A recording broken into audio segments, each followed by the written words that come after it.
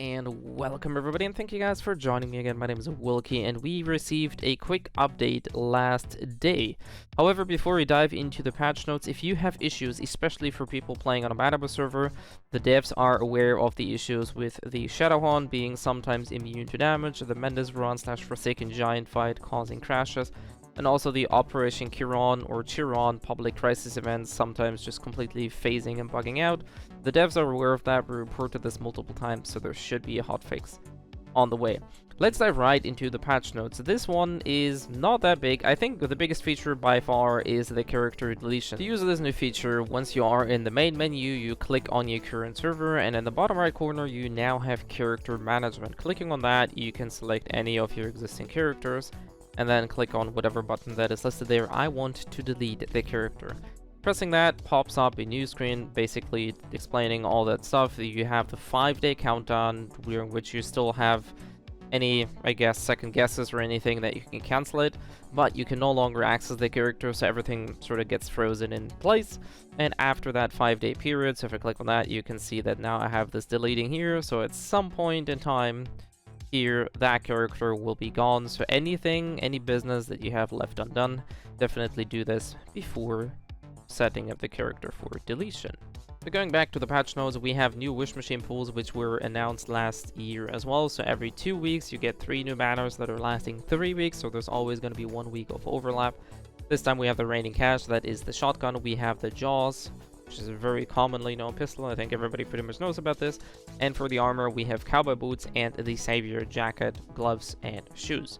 For vehicles, they added a new item that allows you to repair your vehicle in the wilderness, which is really cool, so you don't have to go back to your base in case your bike or your car gets wrecked, or you just, take unnecessary or unplanned damage.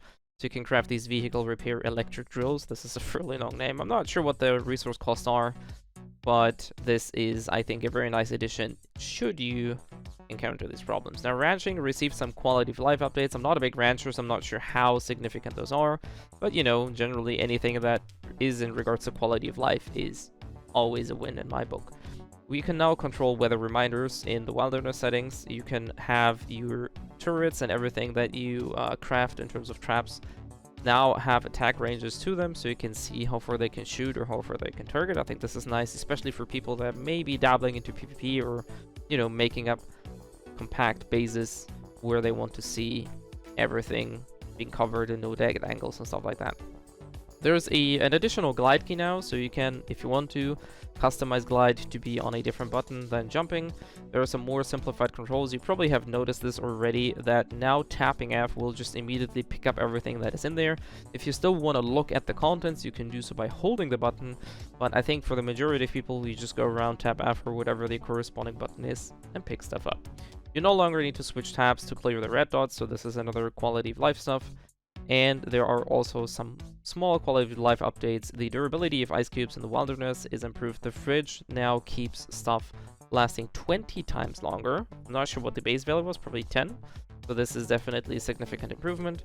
And there are more formulas that can be disassembled at the designer's workstation.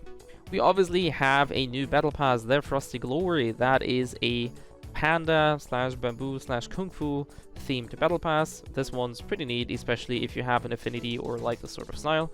So there's that. There is obviously some more loot crate stuff, but I don't really think there's anything worthwhile talking about here. For those of you who dabble into the cash shop, you probably know this, and for those of you who don't, well, there's that. And that is pretty much it. There are some bug fixes, and there are some more fixes going down the line.